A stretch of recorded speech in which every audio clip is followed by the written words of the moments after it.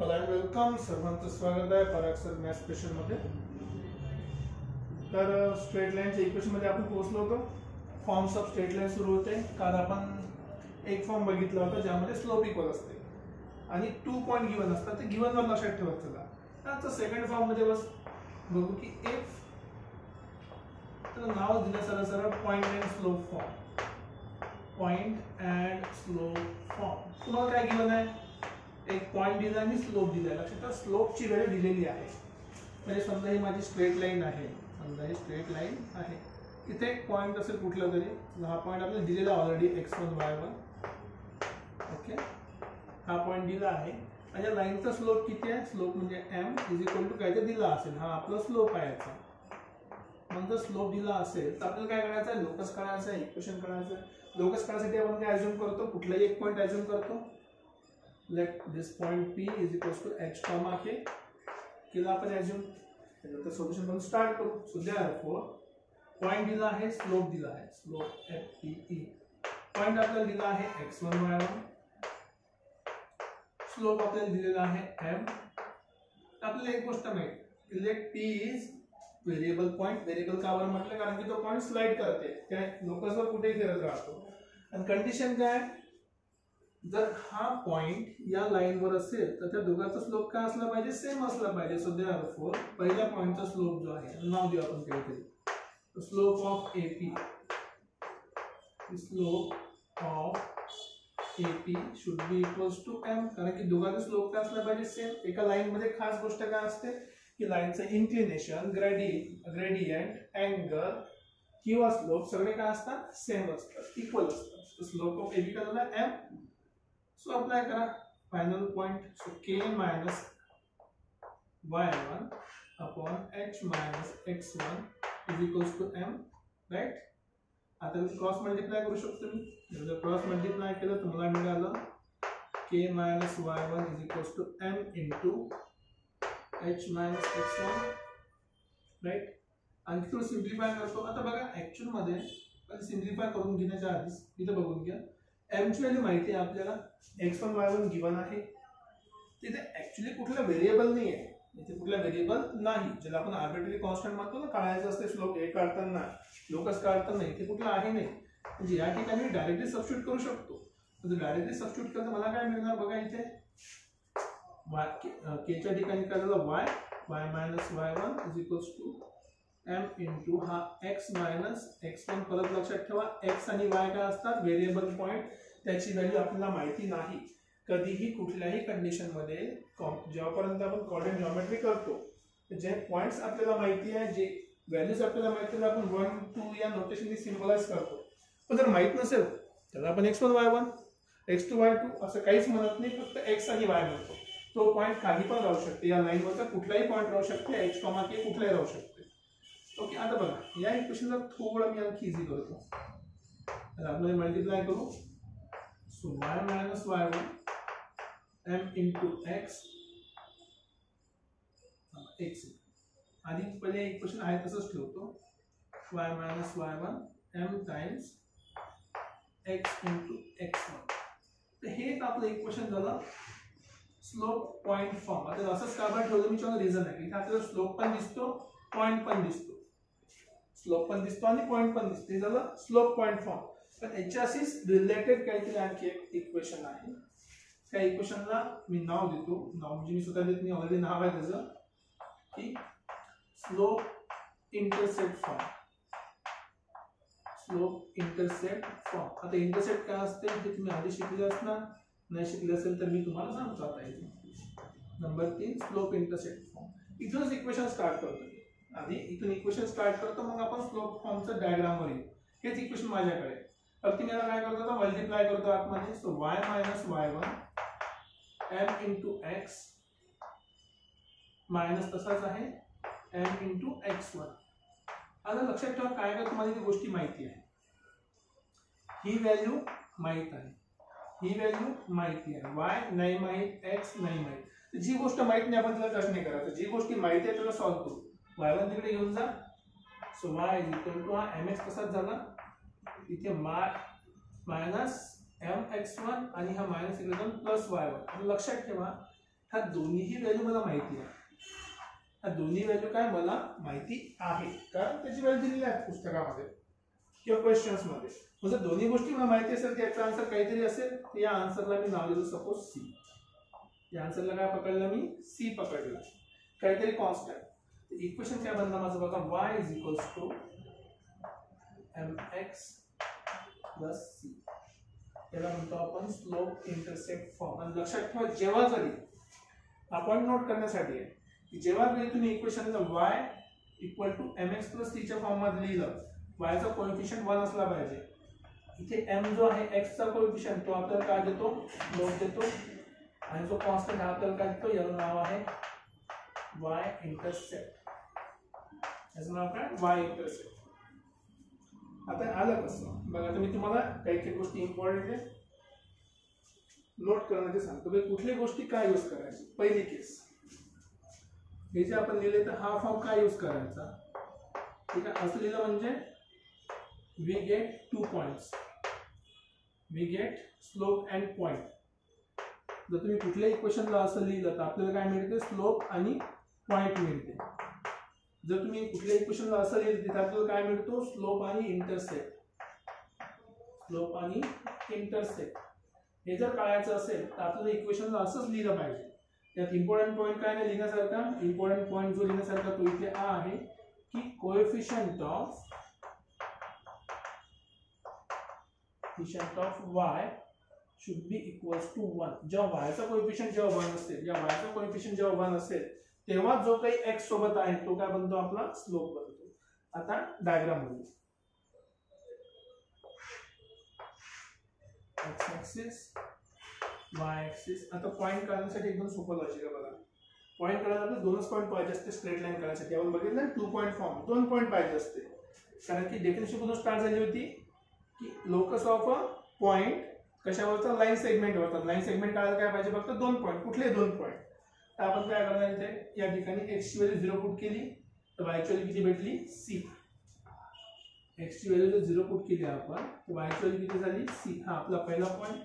y ची value 0 put करा, y ची व्हॅल्यू 0 पुट केली काय झालं बघा, हा 0 झाला, हा मायनस c इकडे आला आणि हा m डिवाइड मध्ये गेला. x ची व्हॅल्यू किती झाली, मायनस x बाय c. हा झाला मायनस c बाय m, 0. म्हणजे 2 पॉइंट मला मिळाले. याला जर मी जॉईन करतो म्हटलं, जी डायग्राम मिळाली ती काय झाली आपली स्ट्रेट लाईन. हा जो पॉइंट आहे सी याला आपण काय म्हणतो, y इंटरसेप्ट. हे तुमचं जे डिस्टन्स आहे ह्या डिस्टन्सला आपण म्हणतो y इंटरसेप्ट. इंटरसेप्टचा अर्थ होते कट करणं. y ऍक्सिस वर कट केला म्हणून y इंटरसेप्ट. जर x ऍक्सिस वर कट केला असता तर x इंटरसेप्ट म्हटलं असतं. ठीक आहे. हा जो स्लोप इंटरसेप्ट फॉर्म समजून घ्या कशाचं काय काय यूज आहे. पॉइंट स्लोपचा यूज कधी आहे, आपल्याला डायरेक्ट पॉइंट आणि स्लोप भेटते. कधी जर तुम्ही याला असं इक्वेशन मध्ये लिहिलं असेल तर स्लोप आणि पॉइंट मिळते. जर तुम्ही इक्वेशनला असं लिहिलं तर तुम्हाला काय मिळणार, एक स्लोप मिळणार, एक y इंटरसेप्ट. इम्पॉर्टंट गोष्ट की y चा कोएफिशियंट काय असला पाहिजे, +1. -1 पण चालणार नाही. राईट. नंबर 2. ओके. नंबर 3. आता नाव घेऊ आपण. 3 झाले का, ओके 3 झाले. नंबर 4 इसको लिखते हैं अपन, चलो double intercept form. Double intercept form. आता सांगितलं आपल्याला इंटरसेप्ट म्हणजे काय, ते कट करणं. किती वेळा कट झालाय, 2 वेळा कट झालाय म्हणजे डबल इंटरसेप्ट. आणि 2 गोष्टी कट करायला कुठल्या आपल्याकडे, x ऍक्सिस आणि y ऍक्सिस आहे. Suppose this is x axis, this is y axis. याला कट करणार ही आहे आपली लाईन. समजा याला कट करते इथे, समजा आपण म्हणू शकतो लेट्स सी, इथे कट करते a पॉइंट वर. हा झाला आपला पॉइंट a, 0. इथे कट करते b पॉइंट वर. हा झाला 0, b. असं का बरं लिहिलं, कारण की y ऍक्सिस वर आहे, हा x ऍक्सिस वर आहे. x ऍक्सिस कोऑर्डिनेट आपण पहिले लिहितो. x ऍक्सिस वर y0 असते, y ऍक्सिस वर x0 असते. हे आपण कोऑर्डिनेट मध्ये आपण शिकलेलो आहोत स्टार्टिंगला. आता त्याचा लोकस काढायचा आहे. ओके. हा पॉइंट आपण a पकडू, आपण हा पॉइंट b पकडू. ठीक आहे. लोकस काढायला आपण काय करतो, let's assume a point p. परत तेच h, k. दोघांचे स्लोप काय असते सेम असते. So let's apply slope point form. 2 point दिला ना, 2 पॉइंट दिला, 2 पॉइंट फॉर्म यूज करायचा आपण सीधा कुठल्या घ्यायचं, कुठल्या पण घेऊ शकता. इथून स्टार्ट करू. So k - 0. अच्छा पहिले लिहून दाखवतो.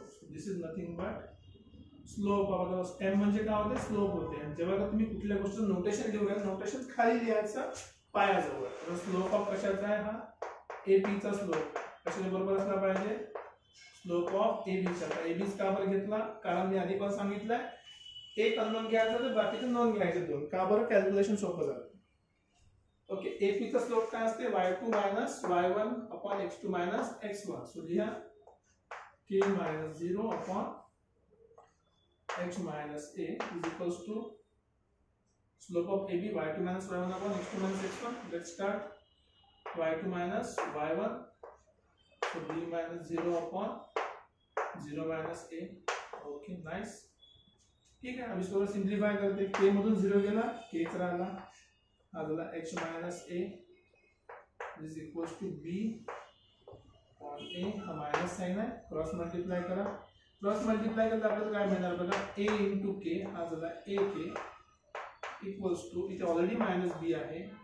ही खालची पूर्ण टर्म मल्टीप्लाय झाली. एक पेक्षा जास्त टर्म असलं तर ब्रॅकेट मध्ये लिहितो आपण. This become h minus a. हा मल्टीप्लाय करा. So ak is equals to minus bh आणि minus minus plus ab. Simple सा काम आहे.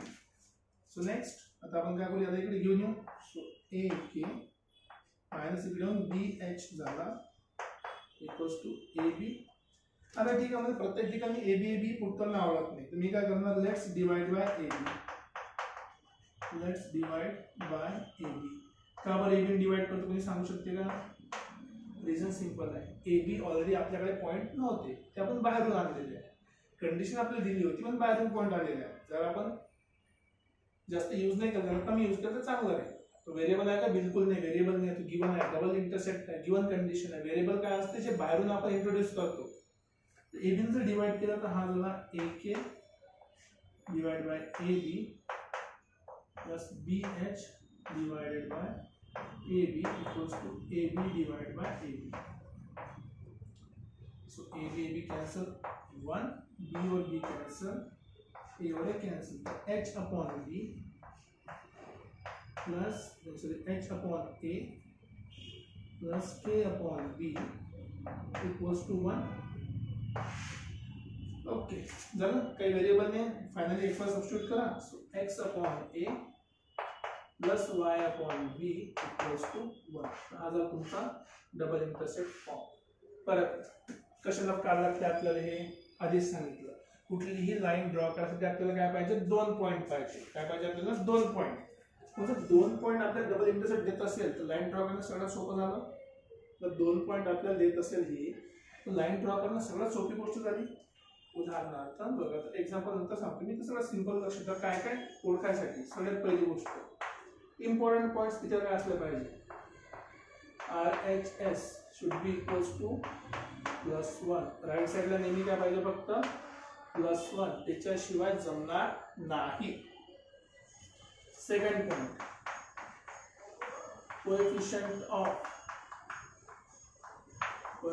Of x and y must be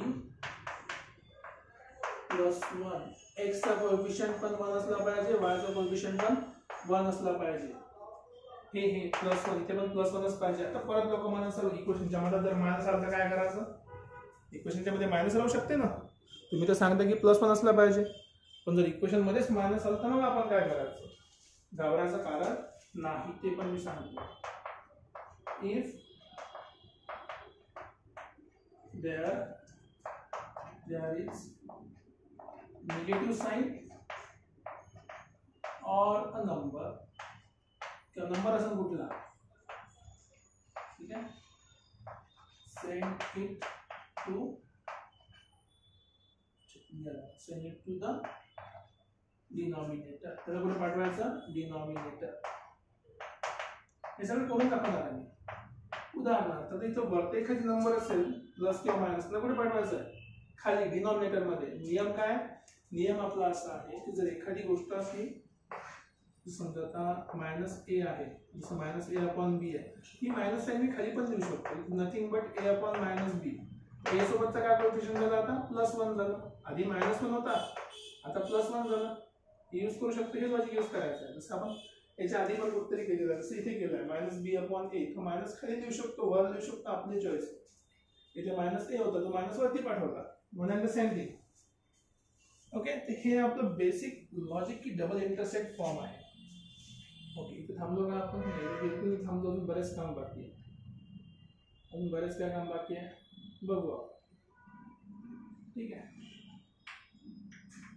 right, double intersect. आता एक काम करतो मी, थोडं इरेज करतो, तुम्हाला आणखी एक फॉर्म सांगतो, बाकी मग आणखी 1-2 फॉर्म आहे ते आपण नंतर बघू शकतो. पण आधी एक इम्पॉर्टंट फॉर्म बघून घेऊ, बाकी तर आरामात बघता येईल.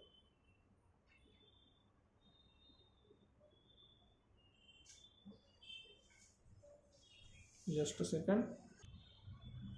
हां, तर नेक्स्ट फॉर्म जो आपण बघणार आहे, फक्त 2 फॉर्म बाकी आहेत म्हटलं, करायला खूप ट्राय करू शकतो आपण, म्हणजे आपल्या कामाची गोष्ट आहे ते आपण काय करून घेऊ.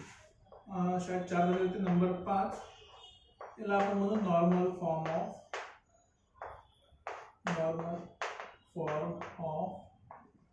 लाईन. आता इथे लक्षात, नॉर्मलचा अर्थ म्हणजे आपलं नॉर्मल नाही आहे, इथे बेसिकली नॉर्मलचा अर्थ काय होतोय, परपेंडिक्युलर. नॉर्मलचा अर्थ काय होतो मॅथ्समध्ये, नॉर्मली परपेंडिक्युलर. जॉमेट्रीमध्ये जेव्हा आपण नॉर्मल शब्द वापरणार आहे तो बेसिकली मिनिंग काय होणार, परपेंडिक्युलर डिस्टन्स फॉर्म आहे, परपेंडिक्युलर डिस्टन्स फॉर्म आहे. आता कसा यूज करायचा, ड्रॉ कसा करायचा बघा. आणि मी काय करतोय, एक्स वाय ॲक्सिस घेतली, ठीक आहे, याच्यावर एक लाईन ड्रॉ केली, कुठली पण लाईन ड्रॉ करा, ही लाईन ड्रॉ केली. ओके, आता ही माझी ओरिजिन आहे, या ओरिजिन पासून मी या लाईनवर ड्रॉप केला आहे परपेंडिक्युलर. ओरिजिन पासून लाईनवर ड्रॉप केला आहे, परपेंडिक्युलर ड्रॉप केला आहे, हा परपेंडिक्युलर. आणि डिस्टन्स मला माहिती आहे, डिस्टन्स इज पी. ठीक आहे, लाईन आहे काहीतरी एल, याच्यावरचा पॉईंट आपल्याला माहिती नाही, तर आपण काय करणार आहे, कुठले रॅन्डम पॉईंट घेऊ शकतो, एक्स वाय. एक लाईन एल आहे, एक्स वाय ॲक्सिस मध्ये इंटरसेक्ट करते, वर खाली पण पॉईंट्स आपल्याला माहिती नाही तर आपण डबल इंटरसेक्ट यूज करू शकत नाही. स्लोप आपल्याला माहिती नाही तर आपण ते पण यूज करू शकत नाही. अँगल आपल्याला माहित नाही तर अँगल पण आपण यूज करू शकत नाही. पॉईंट आपल्याला माहित नाही तर ते पण यूज करू शकत नाही. फक्त आपल्याला दिलेलं काय, आपल्याला दिलेलं आहे की एक लाईन आहे, तर लाईनचं डिस्टन्स कुठून आहे, ओरिजिन पासून परपेंडिक्युलर. ठीक आहे, चलो आता आपण यूज करू काहीतरी. आता मी तुम्हाला सांगितलं आहे की आपल्याला कधीही लाईनचं इक्वेशन काढायला 2 गोष्टी माहित पाहिजे. कुठल्या 2 व्हेरिएबल, 2 पॉईंट, स्लोप पॉईंट, बरोबर. अजून काय होतं, पॉईंट आणि स्लोप, 2 पॉईंट झाला. आणखी कुठला फॉर्म झाला आपला, डबल इंटरसेक्ट पहिला आणि दुसरा, स्लोप इंटरसेक्ट. परत 2 गोष्टी पाहिजे. म्हणजे आपल्याला फक्त काय माहिती आहे, परपेंडिक्युलर डिस्टन्स. आणखी एक गोष्ट आपल्याला माहित असली पाहिजे की हा एक अँगल, सपोज अँगल आहे अल्फा अँड द अँगल हा अल्फा. आता नॉर्मली जर हे डिस्टन्स पी आहे, हे अल्फा आहे, याला पॉईंटला ए म्हणतो, हा ओ झाला आणि हा समजा बी झाला. तर बघा हा जर अल्फा आहे तर हा पण अँगल काय होणार, अल्फा होईल. कसा होईल, हा अल्फा, तर हा इथे 90 आहे, हा 90 प्लस अल्फा झाला इथे, हा दुसरा काय होईल, काहीतरी बीटा होईल. हा जर बीटा असेल इथे पण 90 आहे, हा बीटा होईल आणि हा अल्फा होईल. परत नाही समजलं, बरं समजून घ्या. बघा समजा हा बीटा आहे, ठीक आहे, अल्फा प्लस बीटा किती आहे, 90. का बरं, exterior angle, alpha plus beta किती आहे, 90, एक्सटेरियर अँगल. टोटल याची सम किती आहे, 180. अल्फा ऑलरेडी आहे, हा 90 ऑलरेडी आहे, इथे काय पाहिजे, फक्त 90 करायसाठी बीटा पाहिजे. हा बीटा झाला, म्हणजे हा किती अल्फा होईल. ठीक आहे, तसं माहित नसेल तर अल्फा आणि हा इथचा पण काय होणार, बीटा किंवा 90 बनू शकतो तो. Okay, and let the angle of perpendicular and angle of perpendicular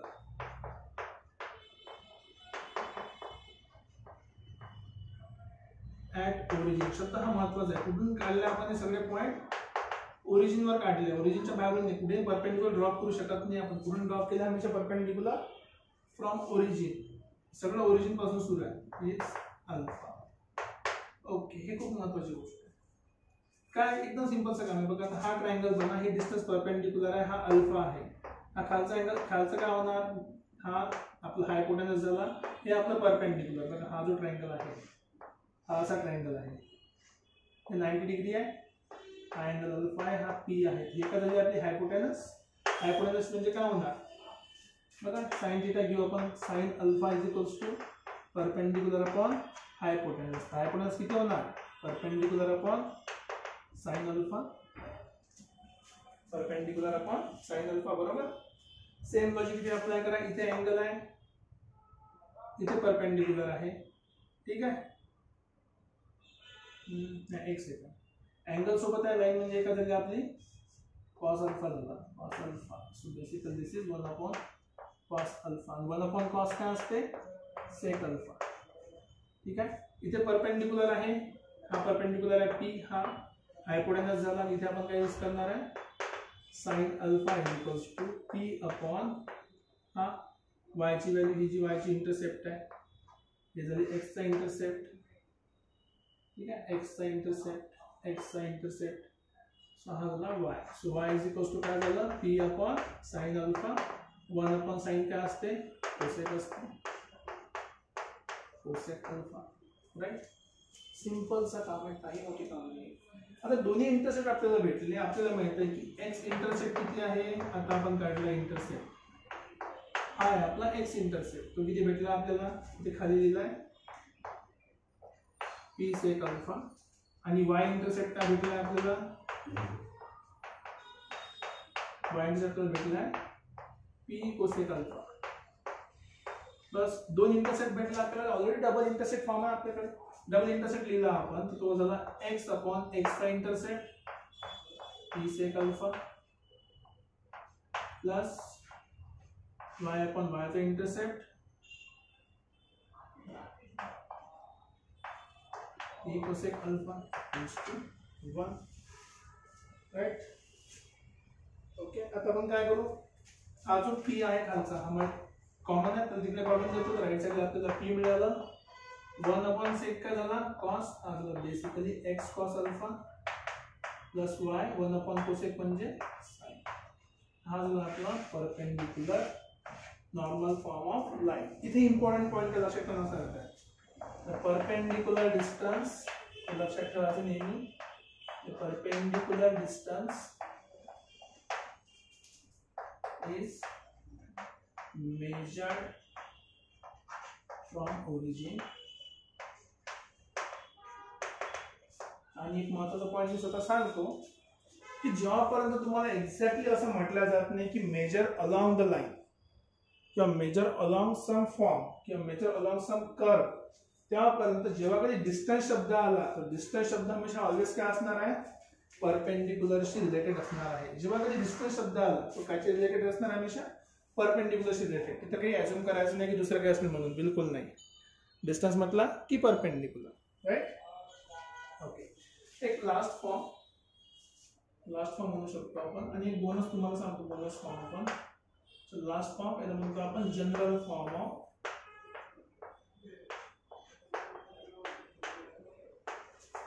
straight line. आता जनरल फॉर्म का बरं म्हटलं, कारण तुम्ही कुठलाही कंडिशन घ्या, स्ट्रेट लाईन हमेशा असंच बनणार काहीतरी. कुठली कंडिशन म्हणजे कुठली कंडिशन म्हणायची गोष्ट आहे, कुठली कंडिशन म्हणायची गोष्ट आहे बघा, तुम्हाला सांगतो. उदाहरणार्थ मी डबल इंटरसेक्ट फॉर्म घेतो की let's say double intersect form आपल्याकडे आहे, किंवा हे पण घेऊ शकता, कुठलं पण घेऊ शकता, काही हरकत नाही. Let's say double intersect form आहे x upon a plus y upon b equals to equals to 1. Okay, multiply करा सगळ्याला a b ने, आपल्याला काय मिळालं इथे, okay bx plus ay equals to ab. हा ab जर लेफ्ट साइडला घेऊन आलो मी तर काय मिळणार मला, bx plus ay minus ab equal to 0. बघा असं काहीतरी भेटलं, सॉल्विंग करतो, जस्ट कंपॅरिझन करून आलो. डबल इंटरसेक्ट फॉर्म घेतला, तर नॉर्मल फॉर्म घेऊ आपण. So x cos alpha plus y sin alpha equals to p आहे, याला लेफ्ट साइडला घेऊया. So x cos alpha plus y sin alpha, p आला तर मायनस झाला, p इक्वल टू 0. आता एक साधी गोष्ट, एक्स सोबत काहीतरी मल्टिप्लाय आला, वाय सोबत काहीतरी मल्टिप्लाय आला, त्याला मी ए पकडतो, याला बी पकडतो. हा ए झाला, हा बी वाय झाला. चला इथे काहीतरी नंबर आहे कॉन्स्टंट, प्लस असो किंवा मायनस 0. सेम लॉजिक इथे, हे पण काहीतरी नंबर असेल आणि याला मी कॉन्स्टंट जर पकडला तर b x plus a y plus c equal to 0. काहीतरी अजून करू नका. दोन फॉर्म क्लिअर. तर तिसरा फॉर्म पण यूज करतो, कुठला? y equal to mx plus c वाला slope point form. y is equals to mx plus c. Okay ठीक है, सबको एक साइड में लेके आते हैं. तर तिकडे घेऊन जा. तर हा झाला mx y तिकडे मायनस y झाला प्लस c इक्वल टू 0. परत x सोबत काहीतरी आहे ax, y सोबत काहीतरी आहे, भले मायनस वाला पण काहीतरी आहे ना. So by plus c equal to 0. हे पण सेम टाइपचं काहीतरी झालं. आणखी काय पाहिजे असेल तो किती पण करू आपण. y minus y1 is equals to m times x minus x1. No problem, इसको भी सॉल्व करके देखते हैं, काही होणार नाही. सो y तसाच ठेवला मी, m इंटू x झाला. आपलं सगळे एका साईडला पाहिजे ना. ओके ठीक आहे, आधी याला सॉल्व करू. हा mx ठीक आहे मायनस mx1 ज्याची व्हॅल्यू आपल्याला माहिती आहे, लक्षात ठेवजा. हा y तिकडे आला तर मायनस y झाला, हा मायनस y तिकडे प्लस y झाला इक्वल टू 0. ही व्हॅल्यू आपल्याला माहिती आहे, ही व्हॅल्यू माहिती नाही. याला इकडे घेऊन या.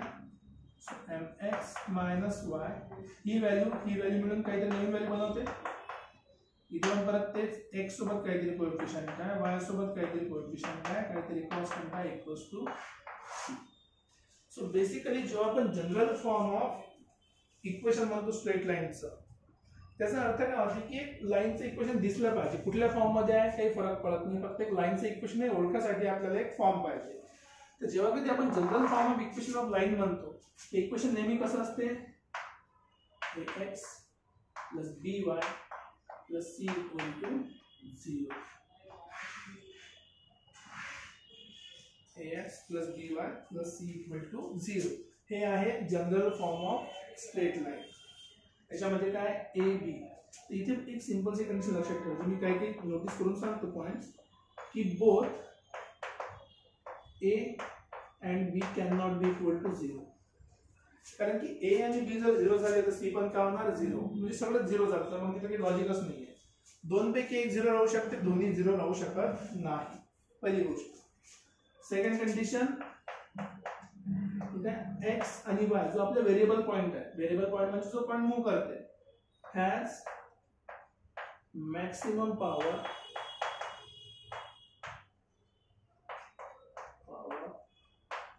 1. जेव्हा याचा मॅक्सिमम पॉवर 1 असतो त्याला आपण काय म्हणतो लिनियर. एक्सचा पॉवर 1 आहे, वायचा पॉवर 1 आहे, तेव्हाच ते इक्वेशन काय झालं लिनियर झालं. असं होऊ शकते की हा जर 0 झाला तर फक्त बी वाय असू शकते, काही प्रॉब्लेम नाही. हा 0 झाला तर फक्त एक्स असू शकते, एक्स आणि वाय 0 होणार नाही. 0 काय होऊ शकते? Coefficient of a and b हे होऊ शकते. ठीक आहे, next point, a b c can take any value from real number. Real नंबरची कोणती व्हॅल्यू एबीसी घेऊ शकतात, पण पहिली कंडिशन फॉलो केली पाहिजे. लक्षात ठेवा, पहिली कंडिशन काय की एक साथ ए आणि बी दोन्ही 0 व्हायला पाहिजे, बाकी कुठलाही होऊ शकते. राईट, हे दोन पॉइंट तुम्हाला माहित असले पाहिजे. तिसरा पॉइंट बाय डिफॉल्ट चालते. याचा अर्थ काय की it can be positive, it can be negative, can be 0, पण not all a and b at the same time.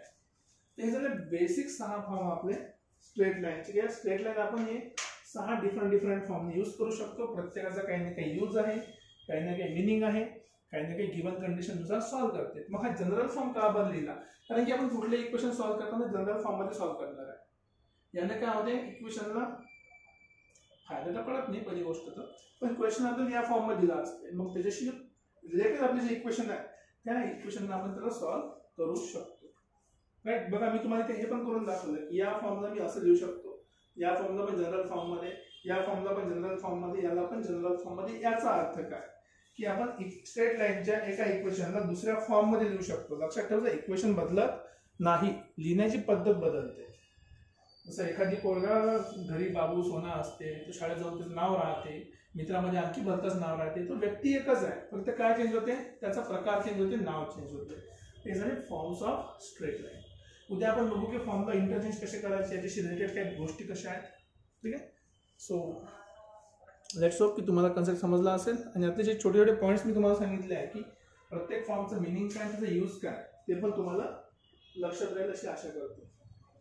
तर समजत असेल तर लाईक करत चला, शेअर करत चला. भेटूया परत पुढच्या लेक्चरमध्ये नवीन टॉपिक सोबत. Till then take care. Bye bye.